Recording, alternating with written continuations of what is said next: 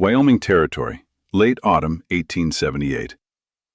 The wind came down off the pass before the snow did, the way it always did, rattling loose shingles Reuben Slate had meant to nail down before November. He heard it first in his sleep, then in the door. Someone was striking the frame with a fist, not knocking, striking, the way a man does when his hands have gone past feeling cold. Hannah was already up, pulling a shawl around Ivy's shoulders where she sat blinking by the stove. Reuben lifted the bar, and the wind took the door out of his hand, throwing snow across the floor in a fine, white sheet. There was no one standing in the doorway. He stepped out into it, and the storm closed around him like water. 20 feet from the porch, half buried where the drift had already begun to build against the woodpile, a man lay on his side with one arm flung out toward the light of the window, as if he'd been crawling toward it and the ground had simply stopped him. Reuben knew the coat before he knew the face.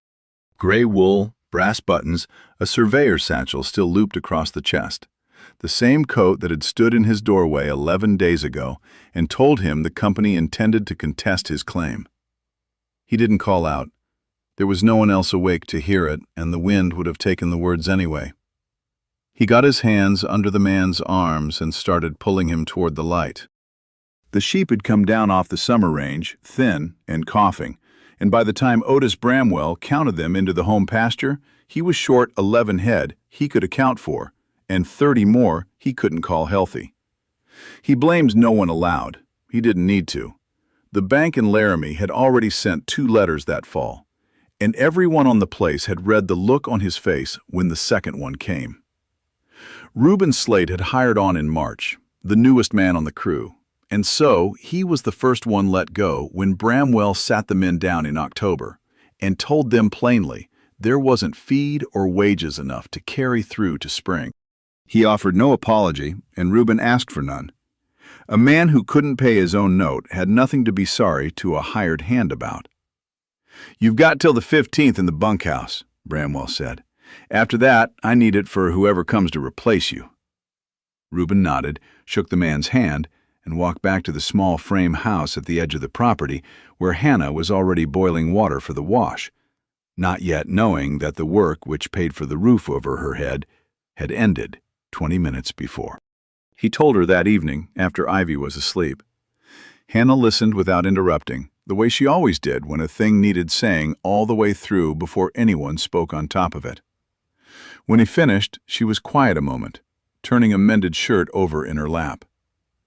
"Where?" she said, not "what will we do?" Just where? It was the question he'd been circling all afternoon without answering. He had no kin nearby, no claim of his own, and no $13 a month coming in November. But he had a memory from 2 winters back, when a supply run for Bramwell had taken him up over Talbot Pass, and he'd stopped the wagon at an old relay station to water the team, a stone and timber building sitting on the one flat shelf of ground before the road narrowed into the switchbacks, a well beside it, a barn behind. The stage line that built it had stopped running the year the railroad came through 40 miles south, and nobody Reuben ever heard of had lived there since. "There's a place," he said, "might still be standing." They left on the 16th, a wagon borrowed against wages already earned, a milk cow Hannah refused to leave, and everything the family owned packed under canvas that did not keep the first hard rain off entirely. They reached the station on the 3rd afternoon. It had not fallen down, which Reuben counted as the first mercy. But it had not been cared for either. The roof sagged on the north end where a beam had let go. The well house stood with its door hanging from one hinge. Half the corral rails had been pulled for firewood by whoever passed through before them, and the barn's south wall leaned out several degrees from plumb, waiting, it seemed, for one more heavy snow to finish the argument gravity had already started. But the walls were stone to the height of a man's shoulder, thick enough to turn wind, and the well, when Reuben dropped a stone down it and counted, still had water at the bottom. Hannah stood in the doorway a long moment before she said anything. "It'll do," she said finally. "It has to do." The old man came the second morning, before they'd finished unloading, following the ruts of the wagon on foot with a walking stick and no apparent hurry. He introduced himself as Amos Guthrie, said he'd driven relay teams over this pass for 11 years before the line folded, and that he still walked up from his place in the valley most autumns to see whether the roof was still on. "Wasn't, some years," he said, looking up at the patched north end. "Looks like you've got work ahead of you." Reuben said he supposed he did. "Company that ran this route," Guthrie said before Reuben had thought to ask, "never held title to the ground it sat on, far as I ever knew. Built here because it was the only flat piece before the switchbacks, and nobody minded at the time. Whether that's still true, I couldn't tell you. That's land office business, not mine." It was the first useful thing anyone had told him, and Reuben turned it over for the rest of the day, through hauling water, through clearing the worst of the debris from the barn floor, through the long evening deciding with Hannah whether it was worth the 4-day round trip to find out.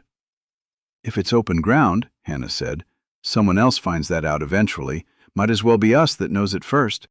He left 2 days later, before the family had even finished making the place livable, and rode to the land office in the nearest town with the little cash they had left folded inside his coat. The clerk pulled the township plat, ran a finger along a grid of penciled lines, and told him what Guthrie hadn't been able to. The parcel had been surveyed 6 years back.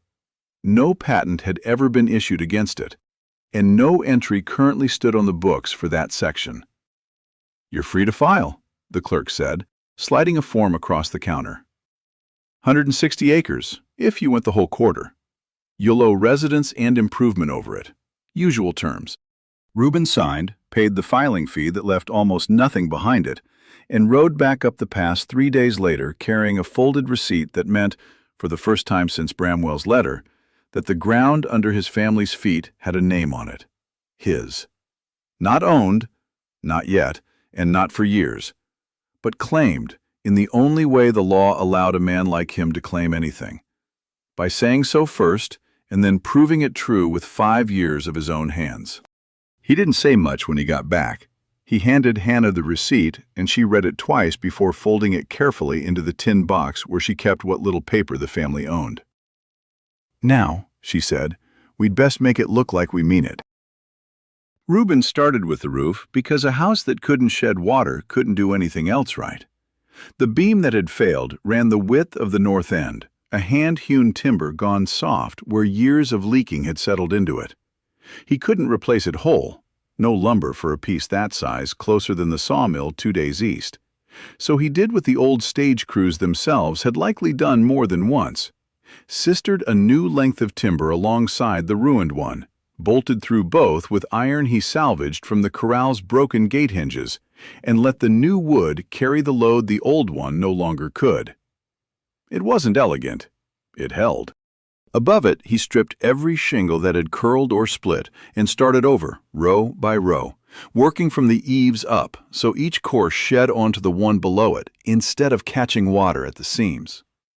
He ran out of shingles before he ran out of roof, and spent 2 cold days splitting temporary shakes from a fallen cottonwood down near the creek, thin enough to lie flat and shed water through the winter, with the understanding, Guthrie's suggestion once he saw them, that they'd come off and be replaced with pine once the road opened to the mill in summer.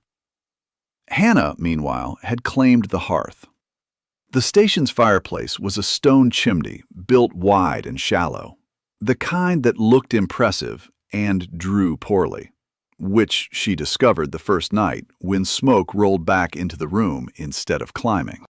She went up on the roof herself, over Reuben's objection, and found the flue choked with a fallen bird's nest and half a season of soot, cleared by hand with a bundle of green willow lashed to a pole.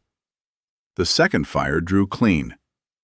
She raised the hearth space on packed rubble and dense fieldstone gathered above the creek bank, keeping the firebox off the frozen ground, and sealed the gaps with clay dug from the same bank, mixed with ash the way her mother had taught her years before, in a different kitchen, a different territory. It cracked the first week from the cold. She patched it. It cracked again, smaller, and held. The well came next, and it was Reuben and Hannah both, him lowering a bucket on a length of rope to haul out 2 seasons of blown leaves and a drowned squirrel, her working the winch until the rope frayed and needed splicing twice before the job was done. What came up at the bottom, once they'd cleared it, ran clear within a day and never went cloudy again, even through the driest weeks of the following summer. The barn's leaning wall took longer than either of them liked. Reuben dug new footing stones under the low side, working a screw jack he'd bought off a freighter passing through. The same slow, patient, half-inch-at-a-time labor any man learns who's ever tried to move something heavier than himself without breaking it. He shimmed, checked, shimmed again, until the wall stood plumb.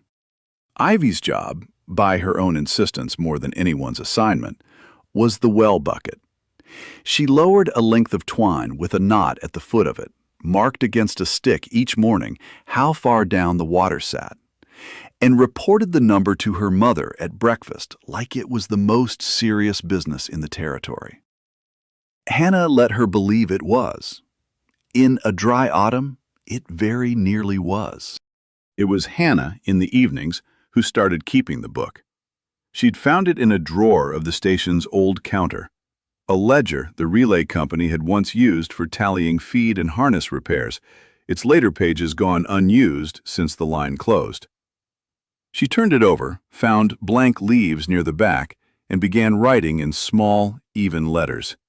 The date, the work done, what it had cost them in nails or rope or flour traded for help. October 24th, chimney cleared, drew clean. October 29th, well cleared, water good. November 3rd, north wall shimmed, plumb. "Why keep it?" Reuben asked one night, watching her write by the mended hearth's light. "Because someday somebody may ask us to prove we were here," she said. "And I'd rather hand them a book than my word." He didn't argue. He'd learned in 9 years of marriage that Hannah rarely did anything without a reason that made itself clear eventually. Guthrie came again in mid-November, the walking stick sinking deeper into the first hard frost than it had into October's soft ground. He circled the barn slowly, thumbed the new shimming under the low wall, and grunted something that might have been approval. Then he looked up at the roof, and the grunt turned into something else. "That patch on the south slope," he said, "where you tied into the old shingles." "What of it?" "You lapped it wrong side out. Fine in a light rain. First wet snow that sits and melts slow, it'll run back up under the old course instead of off it." He tapped the wall with his stick, unhurried, the way a man points out a mistake he's watched a dozen others make before. Snow doesn't fall like rain does. It sits. It melts from the bottom, where the roof's warm, and it finds every seam that isn't shedding downhill. Reuben climbed up the next morning and saw it the moment Guthrie's words made him look for it. A full course laid backward across 6 feet of roof, watertight in a downpour, and useless against anything that could sit and soak. He pulled the panels and reset them before the week's first real snow came through. And when it did, only a hairline of damp showed at the eave, gone dry again within a day. Guthrie stayed for supper that evening, ate slowly, and said little else until he was leaving.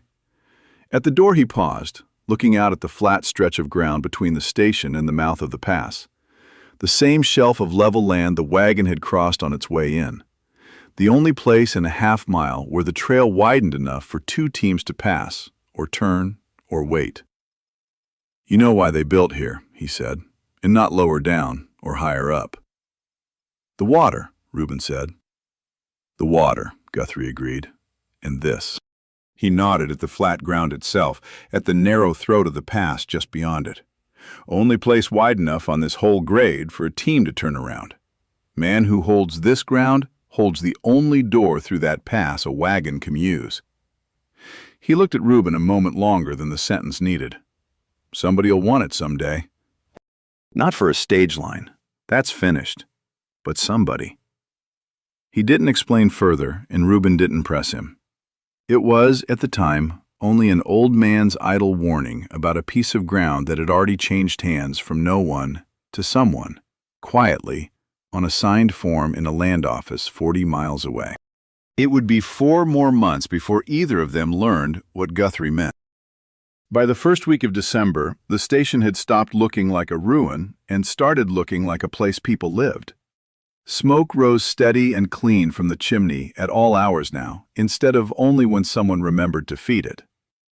The wind skirt Reuben built around the barn's low side, stacked stone backed with packed earth, cut the worst of the draft that had been finding the cow through every gap in the old boards.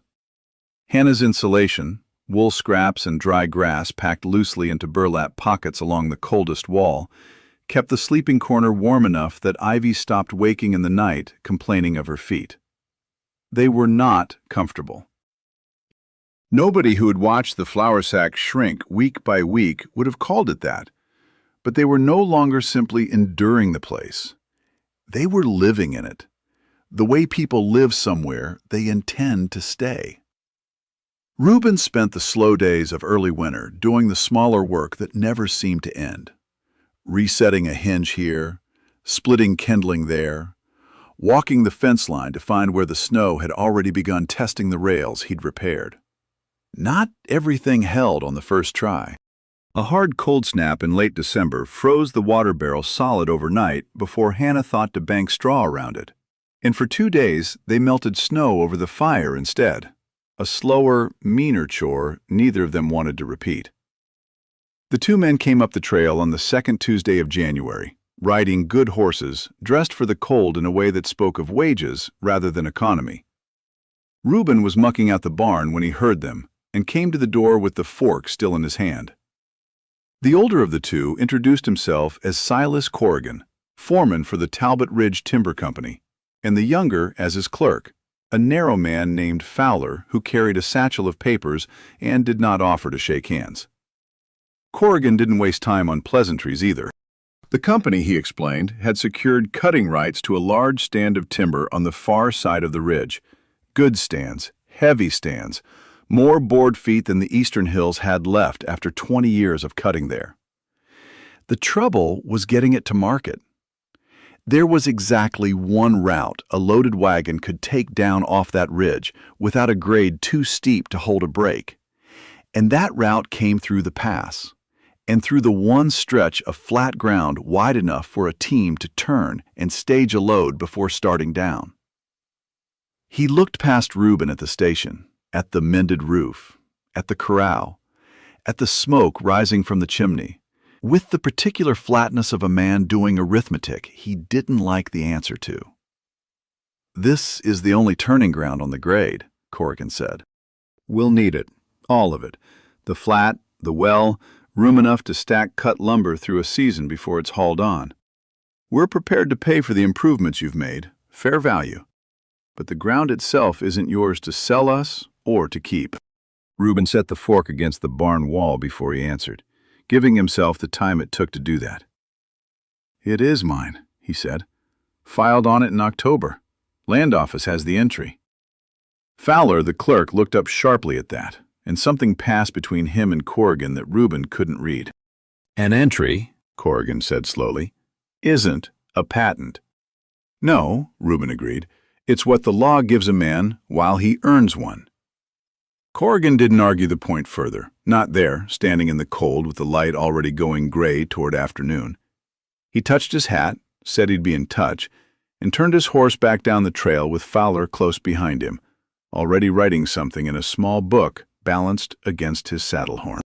Hannah had come to the doorway partway through the conversation, Ivy's small shape half hidden behind her skirt. She watched the two riders until the trail bent them out of sight. "They'll come back," she said.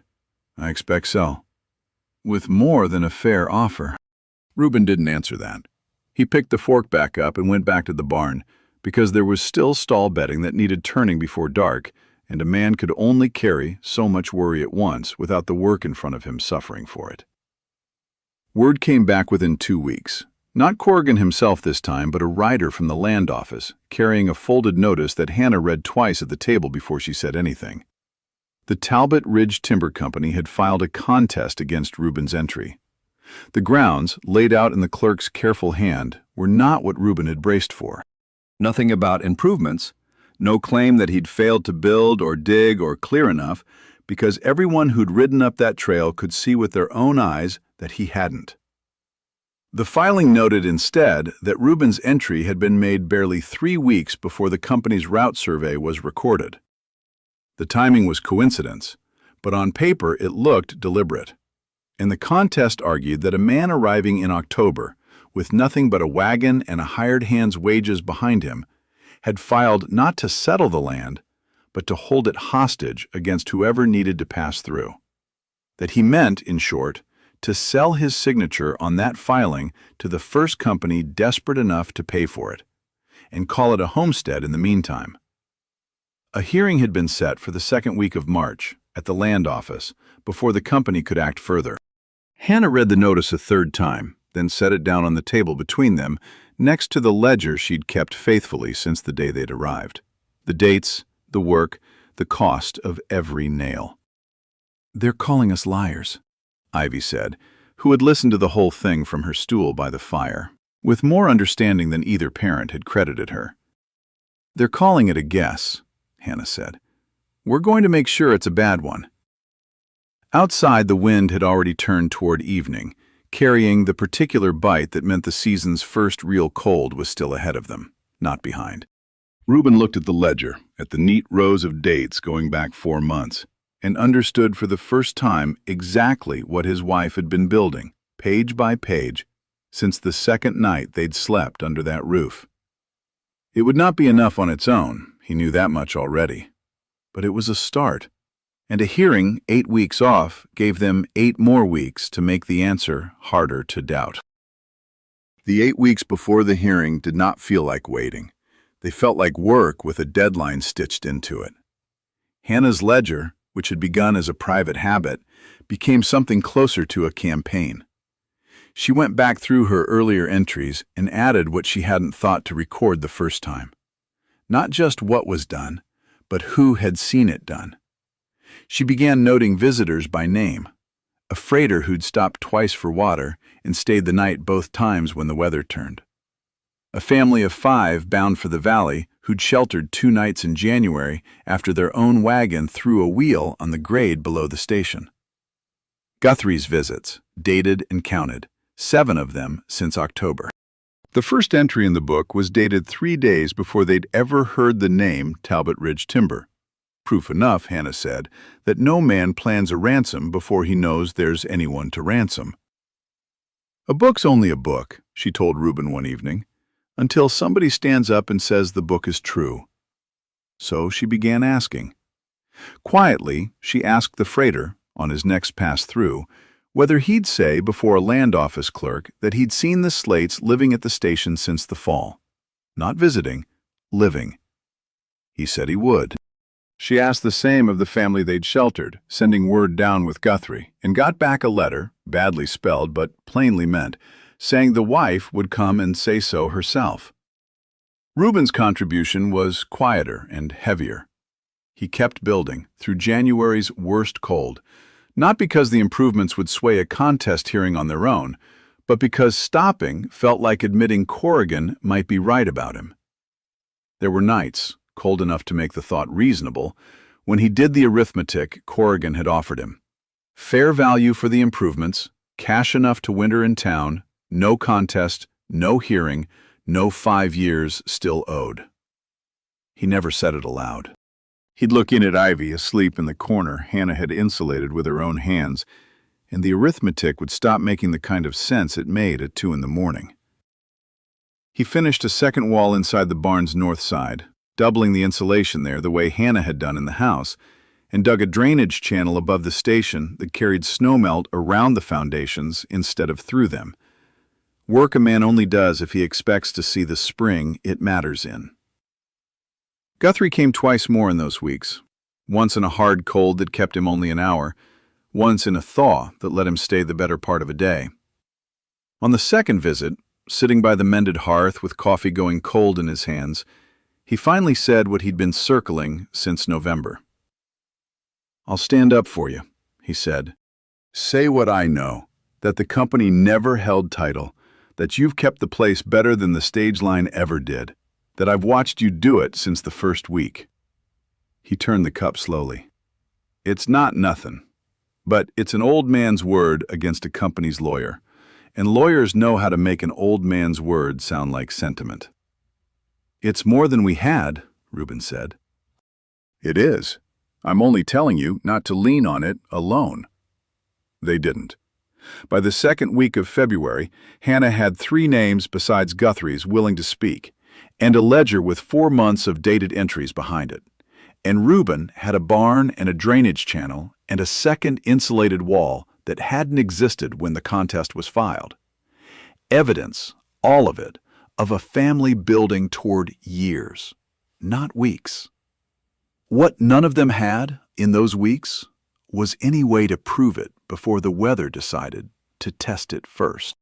The storm came up out of the northwest on the 8th of March, 6 days ahead of the hearing date, with a suddenness that even Guthrie, who'd driven this pass through 11 winters, said he hadn't seen coming until the sky was already doing it.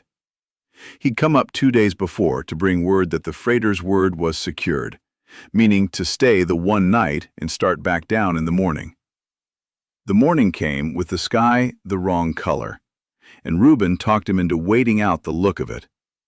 He was still there when the wind stopped giving anyone the choice. Reuben had gone out that morning to check the fence line and come back at midday with the wind already sharp enough to cut through wool, urging Hannah to bring in every armload of wood the shed could spare. They worked through the afternoon without stopping, banking the fire high, packing the animals' bedding thick, running a length of rope from the house door to the barn the way Reuben had rigged it back in December, after Guthrie warned him a man could lose the barn in a whiteout without one. By nightfall, the wind had a voice to it, a steady scream over the chimney that made Ivy press close against her mother's side. It was somewhere past midnight, with the fire banked low and the family finally still, that Reuben heard the sound at the door. Not a knock, not quite, but a fist striking the frame the way a man strikes something when his hands have stopped answering to him properly. He was up before he'd fully decided to be. Hannah was already pulling a shawl around Ivy's shoulders. He lifted the bar, and the wind tore the door out of his grip, throwing a sheet of fine snow across the floor. There was no one in the doorway. He stepped out into the storm, and it closed around him whole. 20 feet off, half buried against the drift already building at the edge of the woodpile, a man lay on his side, one arm flung toward the light of the window as though he'd been crawling for it when the ground finally stopped him. Reuben knew the coat before he knew the face. Gray wool, brass buttons, a surveyor's satchel still slung across the chest. The same coat that had stood in this doorway 11 days before to say the company intended to contest his claim. He didn't call out. There was no one else awake to hear it, and the wind would have carried the words off anyway. He got his hands under the man's arms and started pulling him toward the light. Corrigan's skin had gone the color of tallow by the time Reuben got him through the door, and his hands, when Hannah pried his gloves off, showed the first white hardening of frost at the fingertips that meant they had perhaps an hour before it became something worse than cold. "Warm water," Hannah said, already moving. "Not hot. Warm." She'd learned that much watching a neighbor lose 2 fingers to well-meaning kindness that ran the water too near boiling. Ivy, the basin. They worked on him through what remained of the night. Corrigan came back to himself sometime before dawn, confused first, then silent, then finally speaking enough to explain, in pieces, what had put him on the ground outside a family's door in the middle of a blizzard he'd been contesting their right to survive. He'd come up with 2 other men, a teamster named Halloran and a young surveyor's assistant, both still out there somewhere, the wagon abandoned when the horses spooked and bolted on the grade below the turn. Corrigan had started walking for the only shelter he knew existed on that stretch of mountain. He hadn't been sure, he admitted later, whether he expected to be let in. Reuben didn't wait to hear the rest. He roped himself to the line already strung between house and barn, took a lantern and every blanket the family could spare, and went back out into a wind that had not slackened at all. He found Halloran first, sheltered in the lee of a boulder half a mile down, and dragged him back on the old feed shed door Reuben had pried loose and lashed a rope to for the purpose. Easier on a half-frozen man than a shoulder carry, and easier on Reuben, whose hands had stopped answering well themselves by the time he reached the barn.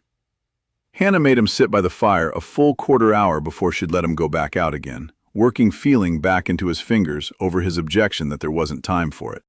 There wasn't, and there was. The surveyor's assistant was still out there, and a man with hands too numb to hold a rope was no use to anyone.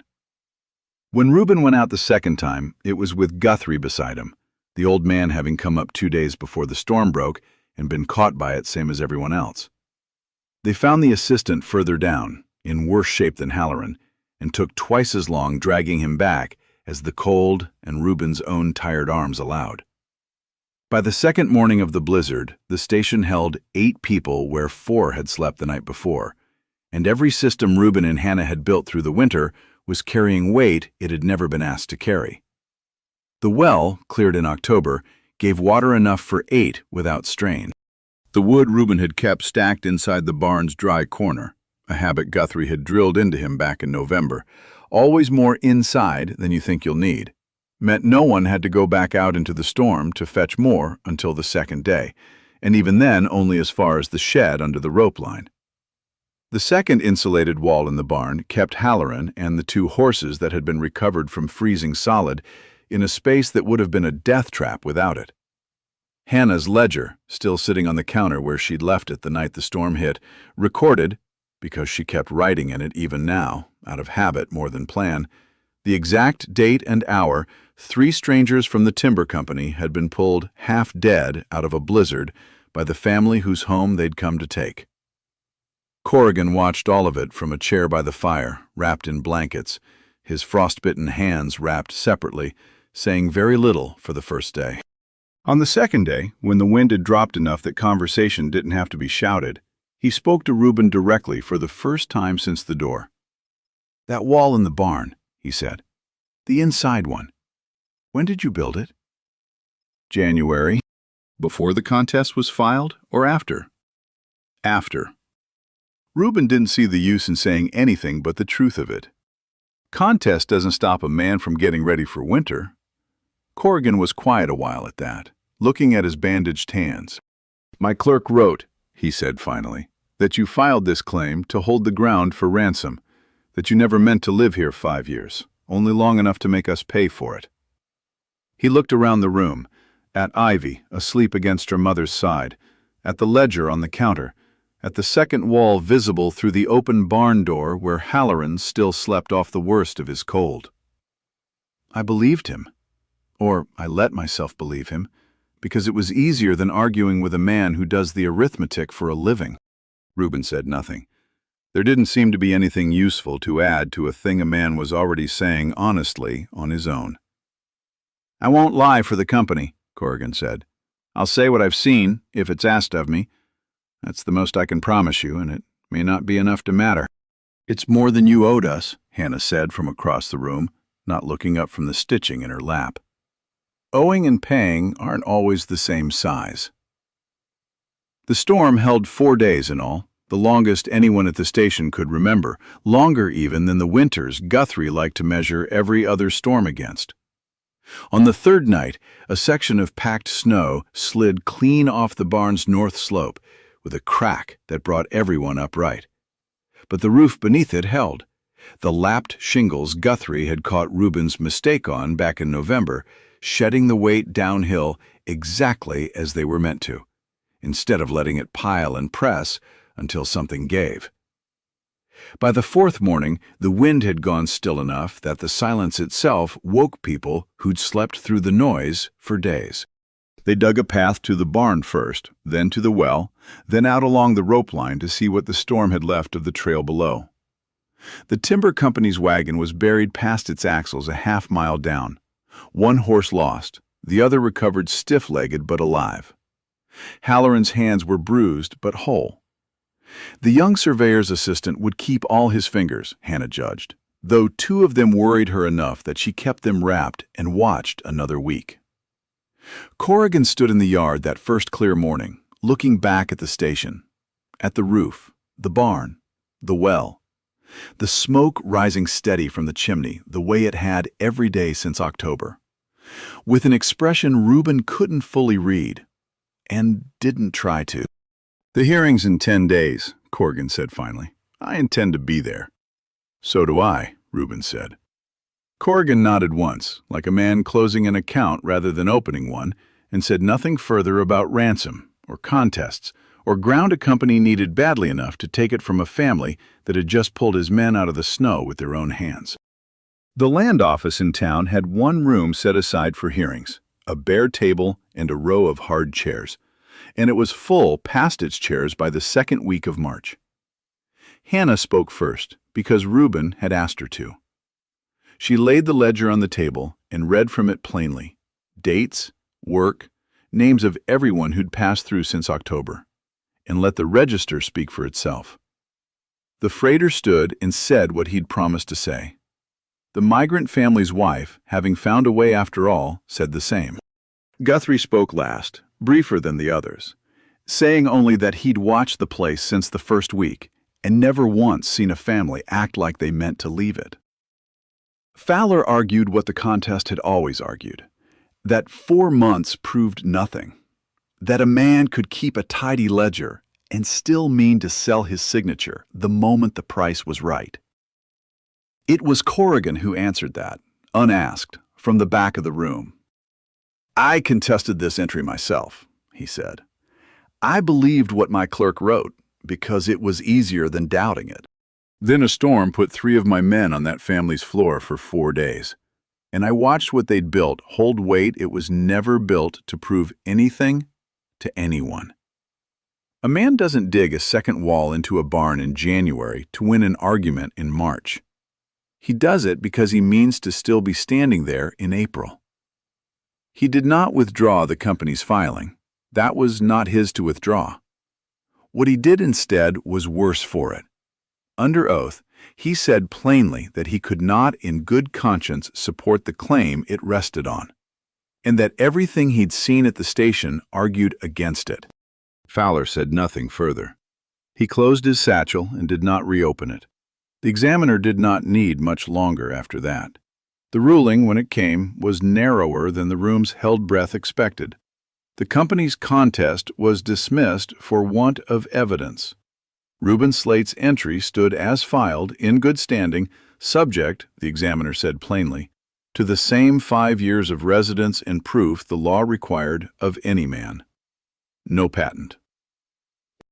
No ownership, not yet.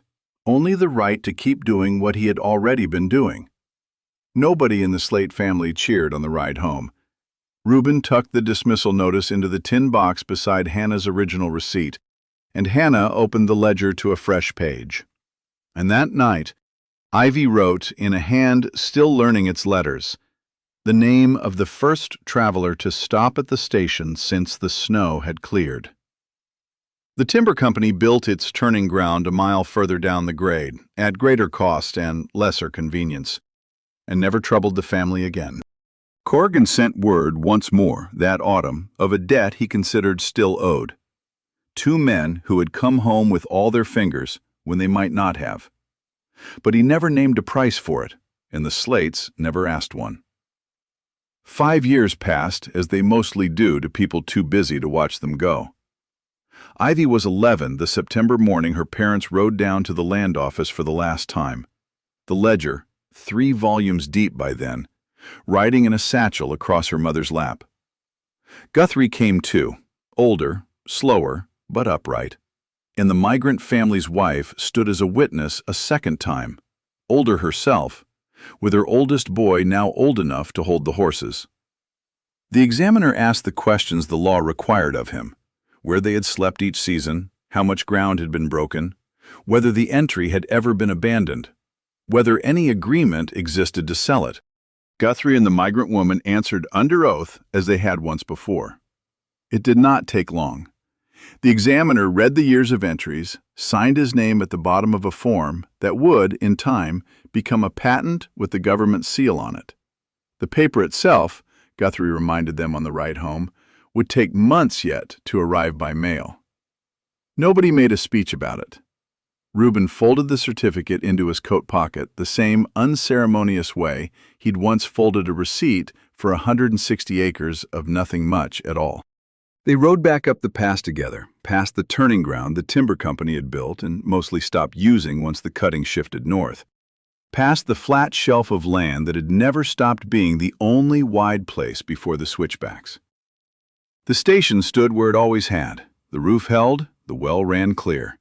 Smoke rose from the chimney where Hannah had banked the morning fire before they left, waiting for them the way it had waited every day for 5 years running. Ivy went straight for the well string, the way she still did out of habit more than need, and called back the number to no one in particular. Reuben unhitched the team without hurrying. There was still light left in the day and work enough in it, and no one left who doubted why he'd stayed.